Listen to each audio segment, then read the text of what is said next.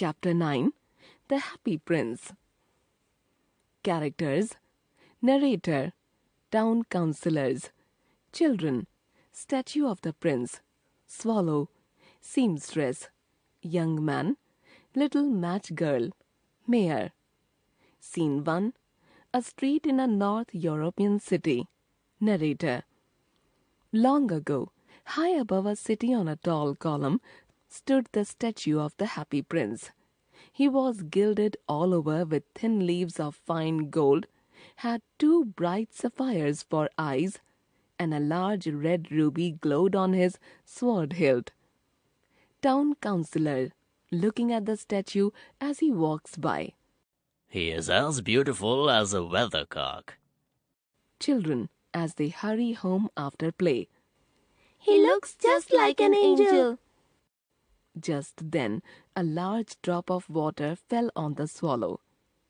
One night there flew over the city a little swallow. His friends had gone away to Egypt weeks ago because of the cold, but he had stayed behind. He took shelter at the feet of the statue of the prince. Swallow. I'll stay here for the night. There's a lot of fresh air. Just then, a large drop of water fell on him. What a curious thing. There is not a single cloud in the sky, and yet it is raining. Then another drop of water fell on the swallow. He looked up at the statue and saw it was weeping. Hello, who are you? Why are you weeping? You have quite drenched me. Prince. I am the Happy Prince. When I was alive and had a human heart, I did not know what sorrow was. In the daytime, I played with my companions in the garden, and in the evening, I led the dance in the great hall of the palace. I never cared to ask what lay beyond the walls of the palace. Now that I am dead, they have set me up here so high that I can see all the ugliness and misery of my city. And though my heart is made of lead, yet I cannot choose but weep. Swallow, to himself. What? Is he not solid gold? Prince, in a musical voice. Far away, in a little street, there's a poor house, and a seamstress is sitting at a table. She has coarse red hands, all pricked by the needle, as she is embroidering flowers on a satin gown for the loveliest of the queen maids of honor to wear at the next court ball. Her little boy is lying ill with fever, but she has nothing to give him. Little swallow, will you not bring her the ruby out of my sword hilt? My feet are fastened to this pedestal, and I cannot move. My friends are waiting for me, flying up and down the Nile and talking to the large lotus flowers. Prince. Little swallow, will you not stay with me for one night, and be my messenger? The boy is so thirsty, and the mother so sad. It is very cold here, but I will stay with you for one night and be your messenger. Thank you, little swallow. So the swallow picked out the great ruby from the prince's sword and flew with it to the seamstress' house.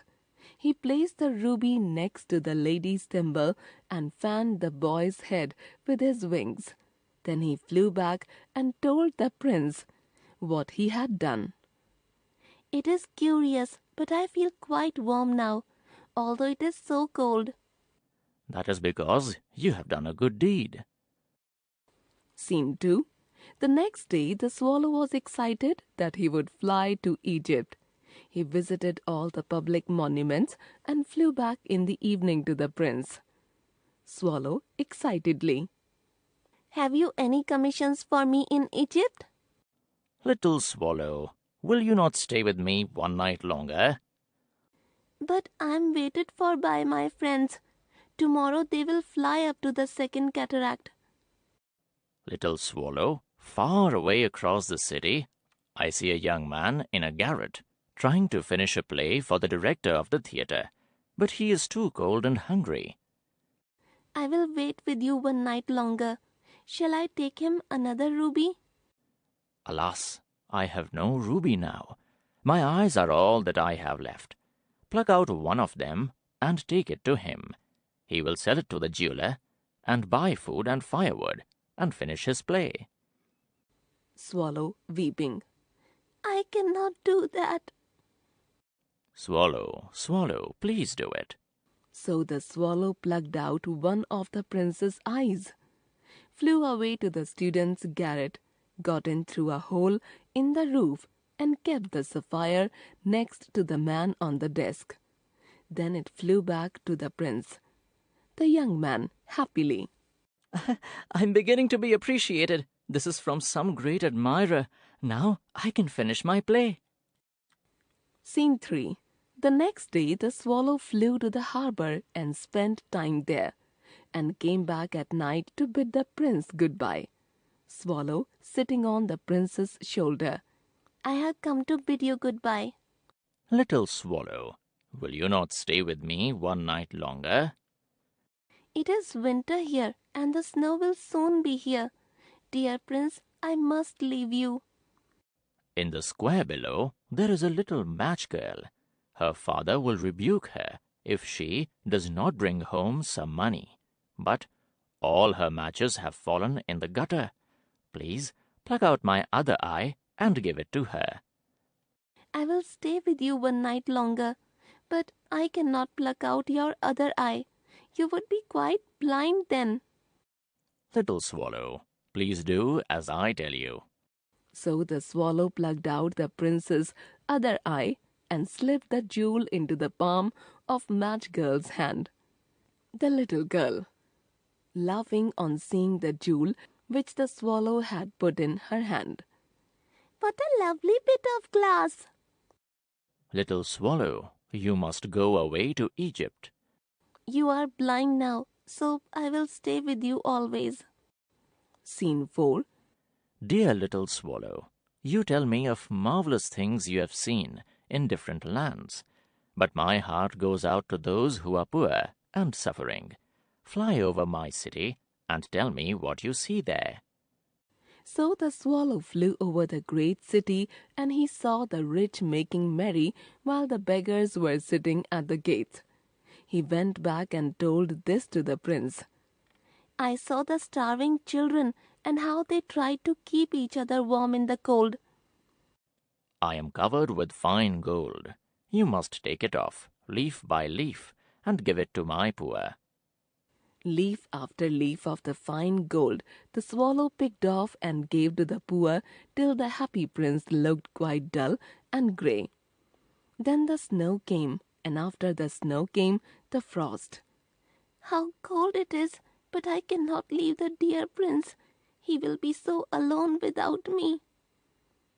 In the cold the swallow nearly froze and was about to die. Swallow taking his last breath. Goodbye, dear prince. I am glad that you are going to Egypt at last, Little Swallow. It is not to Egypt, but to the house of death that I am going. The swallow fell down dead at the feet of the statue. At that moment a curious crack sounded inside the statue, and the leaden heart of the statue broke into two because of the frost. Scene 5. Next morning the mayor and the town councillors came walking in the square where the statue of the happy prince was. Mayor, looking at the statue. Dear me, how shabby the happy prince looks. How shabby indeed. The ruby has fallen out of his sword. His eyes are gone, and he is golden no longer. In fact, he is little better than a beggar. You're right. He is little better than a beggar. And here is actually a dead bird at his feet. We must really issue a proclamation that birds are not to be allowed to die here. So they pulled down the statue of the happy prince and melted it in a furnace. As the heart of the statue would not melt, they threw it in a dust heap, where the dead swallow was also lying. An angel saw the two discarded things lying in the dust heap. He picked them up to take to heaven, for they were the two most precious things in that city. From the story The Happy Prince by Oscar Wilde, adapted. Gilded, covered in gold, sapphires, blue or yellow-colored precious stones. Sword hilt, the part of the sword by which it is held. Drenched, completely wet or soaked. Seamstress, a woman who sews clothes for a living. Maids of honor, unmarried noble women attending a queen. Court ball, a formal dance organized at the court of a king or queen. Pedestal, platform. Thimble, a small metal cap worn to protect the finger and push the needle when sewing. Commissions, commands or instructions given to a person or persons to perform. Cataract, a large waterfall. Garret, a small uncomfortable room at the top of a house. Rebuke, scold angrily. Gutter, a channel at the side of a road lower than the road's surface, where water and garbage collects. Shabby, run down, in poor condition. Proclamation, official announcement. Furnace, an enclosed structure in which metals are heated at very high temperatures in order to melt them.